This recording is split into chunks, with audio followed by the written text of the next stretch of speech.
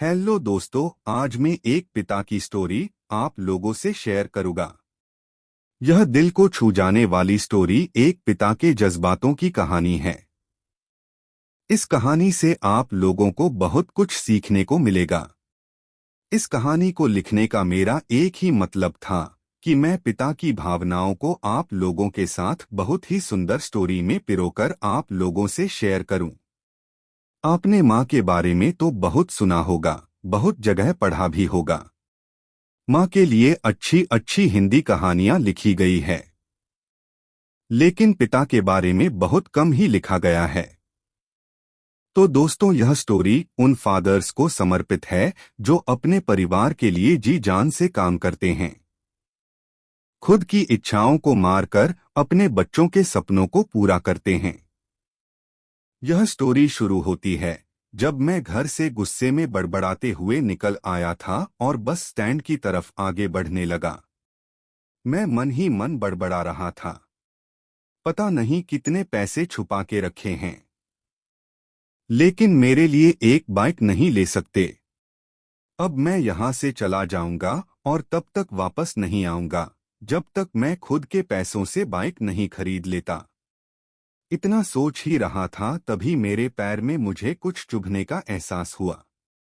नीचे देखा तो समझ आया कि जल्दबाजी में पापा के जूते पहन आया हूं।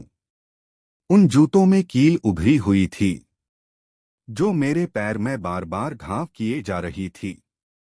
लेकिन उस समय गुस्सा अधिक था तो मैं बड़बड़ाते हुए आगे बढ़ गया। एकाएक मुझे याद आया कि मैं पापा का पर्स भी साथ ले आया हूं। मेरे खुराफाती दिमाग में एक ख्याल आया, क्यों ना आज पापा का पर्स चेक किया जाए, जिसे आज तक उन्होंने किसी को हाथ तक नहीं लगाने दिया था। पता नहीं कौन सा खजाना छुपा है इस पर्स में जो किसी को हाथ नहीं लगाने देते थे। जब मैंने पापा का वह पुराना पर्स खोलकर देखा तो उसमें पैसे तो नहीं मिले, लेकिन पैसों की जगह पर एक डायरी रखी हुई थी। तब मैंने सोचा, ओह, तो यहाँ खजाना छुपा रखा है। मैं समझ रहा था कि यहाँ पापा ने लिखा होगा कि किससे कितने पैसे लेने हैं और किसको कितने पैसे दिए हैं। लेकिन मैं गलत था। जब मैंने उस छोटी सी डायरी का पहला पेज खोलकर देखा तो वहां पर जो लिखा था वह थोड़ा सीरियस कर देने वाला था।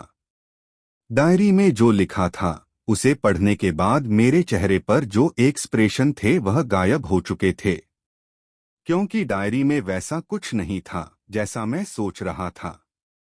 वहां पर उन पैसों का हिसाब लिखा हुआ था जो अलग अलग कामों के लिए अलग अलग लोगों से उधार लिए गए थे। उस लिस्ट में कंप्यूटर के नाम पर भी पैसे लिए गए थे। कुछ यूं लिखा था, 50,000 बेटे के कंप्यूटर के लिए। यह वही कंप्यूटर था जिसे मैं आज तक यूज कर रहा हूं। लेकिन मुझे यह पता नहीं था उस कंप्यूटर को खरीदने के लिए पैसे कहां से आए थे। लेकिन आज पता चल रहा था। मुझे आज भी याद है जब मैंने पहली बार कैमरे के लिए जिद की थी, जो मेरे पापा ने मुझे 2 हफ्ते बाद मेरे बर्थडे पर लाकर दिया था, जिसे देखकर मैं बहुत खुश हुआ था। और मुझे खुश देखकर मुझसे कहीं ज्यादा अगर कोई खुश था तो वह थे पापा। अब मेरे चेहरे से गुस्सा एकदम गायब हो चुका था। जब मैंने आगे का पन्ना पलटा तो वहां पर कुछ विशेष इच्छाएं लिखी हुई थी। पहली जो विश थी उसमें जो लिखा हुआ था, अच्छे जूते पहनना। यह बात मेरी कुछ समझ नहीं आई। तभी मेरा पाँव अचानक सड़क पर भरे हुए पानी पर जा पड़ा और तभी मेरे पाँव में कुछ गीलीपन होने का एहसास हुआ। जब मैंने जूता उतार कर देखा तो उसका तला टूटा हुआ था। यह देखकर मुझे डायरी में लिखी बात याद आ गई। तभी मुझे माँ पापा की कही बातें भी याद आ रही थी कि कैसे माँ जब कहा करती थी पापा से, अब तो जूते पुराने हो गए, नए ले लीजिए, तो पापा अक्सर यह कहकर टाल दिया करते थे, जूते अभी और चलेंगे, अभी कुछ दिन पहले तो लिए थे। मुझे आज समझ आ रहा था कि कितने दिन और चलेंगे। साथ ही साथ यह भी समझ आ रहा था कि पापा पर्स को क्यों छुपा कर रखते थे। तभी उस डायरी को पढ़ते हुए बस स्टैंड पर पड़ी बेंच पर आकर बैठ गया। अब उस डायरी का आखिरी पन्ना बचा हुआ था। उस पन्ने को जब मैंने पलटकर देखा तो वहां कल की डेट लिखी हुई थी। तारीख के नीचे लिखा हुआ था 50,000 रुपए बाइक के लिए। बस इतना पढ़ा और दिमाग सन्न रह गया। अब मेरे मन में कोई शिकवा गिला नहीं बचा था। बस मेरी आंखों से आंसू चले जा रहे थे। मुझे आज तक नहीं पता तब मैं क्यों रोए जा रहा था। अब मैं जल्दी से घर की तरफ भागा, लेकिन जूतों की वह कील पाँव में अब तक घाव बनाने में कामयाब हो चुकी थी। मैंने जूतों को रास्ते में ही निकाल कर फेंक दिया और भागते लड़खड़ाते हुए घर जा पहुंचा, लेकिन पापा घर पर नहीं थे। मैं समझ गया वह कहाँ थे। मैं सीधा पास वाली बाइक एजेंसी की तरफ भागा। पता नहीं आज कहाँ से इतनी ताकत आ गई थी कि मैं भागते हुए थक नहीं रहा था, और वह भी बिना जूतों के नंगे पैर। जैसे तैसे मैं बाइक एजेंसी पर पहुंचा। पापा वही थे। मैंने पापा को दौड़कर गले लगा लिया, और मेरी आंखों से आंसू रुकने का नाम ही नहीं ले रहे थे। पापा को समझ नहीं पा रहे थे। आखिर हो क्या रहा है, मैं क्यों रो रहा हूं।